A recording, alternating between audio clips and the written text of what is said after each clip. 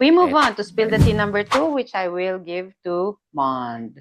Okay, ito naman, gulat na gulat din naman ako. Nagulat naman ako. Ito yung mga time na when you think our senator judges are the most respectable persons right now, given the ongoing impeachment, bigla na lang may isa na mag-a-upload ng splice video. At itong taong ito pa, siya pa yung laging nag-grandstanding telling fellow senator judges na, mali to, ganito, ganyan. Ito dapat yung procedure.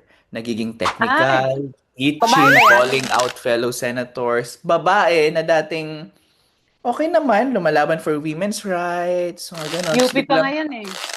pinagmamalaki pa nga niya eh. Pero sa nakakita ng isang lawyer na magaling sa procedure, na magaling mang-call out sa mga ginagawang mali ng iba, pinagmamalaking lawyer at UP graduate, pero kumakapit sa splice video. Kaya hello Bale. naman, Ay, Senator Pia sorry. Ito Cayetano. pala. Mamaya na ako mag-judge. Go. Pero So, yan, Pia it's Cayetano. it's Senator Pia Cayetano. So, nito lang, alam ko na nakita niyo yan because pinag-uusapan siya. Alam niyo ang spliced video, it's not really good, especially in the Mm. context of yung mga ganitong impeachment proceedings. There are times na sa content creation, spliced video, really pang engagement yan. Alam nating lahat yan. Paiiklian mo kasi maliit ang attention span ng mga tao. Go! Pero in the context of impeachment and then splicing a video na ikaw yung magmumukhang tama, it's totally wrong. So, dahil dito, nahaharap ngayon si Senator Pia Cayetano ng ethics complaint mula sa Sino iba't ibang nag-file? mga advocates. So, ano siya, Mm. various advocates, no? Mm. Uh, ang problem dito is parang nonchalant lang siya. Nonchalant. So, na-file lang siya ng ethics. Yes. Ang pangit Ah, dito, of course, the supporters are arguing karapatan niya yan. Yes, may karapatan lahat. Karapatan niya rin yan. Pero we're the currently freedom in of an speech. impeachment. Yeah. Wait lang ha, May hindi tatlo lang sa kasing basta. factor dyan. O Number ano? one, she's a senator. An experienced senator at that, no? Number Mm. two, Pati doon na eh. Mm. lawyer ka. Number Mm. three, you're a senator judge of a current impeachment proceeding. Di ba? So parang Expected na impartial kuma. yes.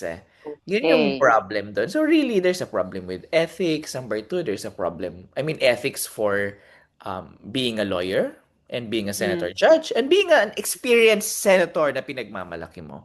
So, ano yung issue doon? Can a sitting senator judge talaga ba selectively edit and publish courtroom proceedings on social media without violating their constitutional oath of impartiality and the sub judice rule? Aha. In-strike na natin yung pagiging lawyer niya at ano dito sa conversation. Just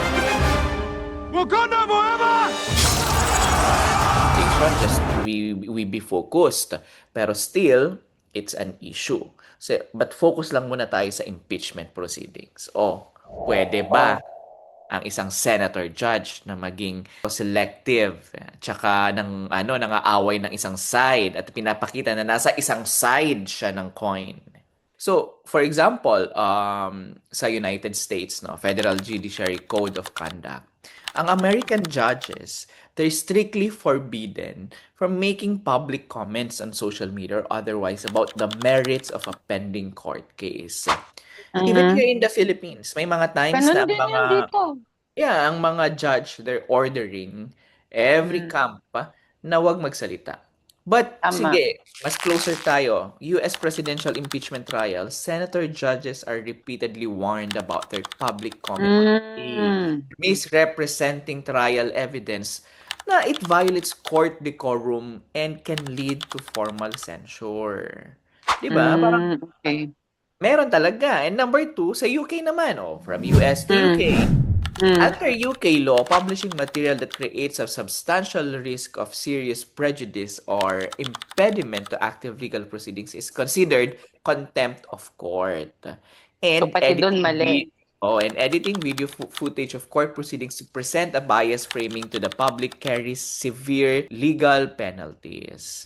Oh. But even in the Philippines, we have laws about that and she knows that. So, ako nga, ito ang question ko eh.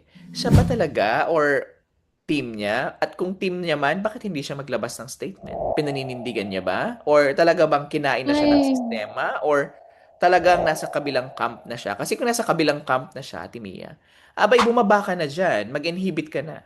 defense ka man or prosecution ka man. Pero hindi nga siya defense or prosecution eh. Senator, judge Yan siya. na nga. So, expected na impartial dapat siya. Pero parang naglo-lawyer naman na siya. Not only her, I'm sorry, but even the brother. And Yeah. even Senator Robin Padilla seem to be lawyering for the Correct. defense. So sa akin, Mon, you were asking me, is it okay or not? Hindi. Mali yun. Ate Mia, isipin mo naman. Sa lahat ng pinagyabang mong credentials, sa abot ka lang pala sa pagiging ganyan, mag-content creator ka na lang, huwag ka na lang mag-senator. Mag-vlogger ka na lang kung ganun. Oo.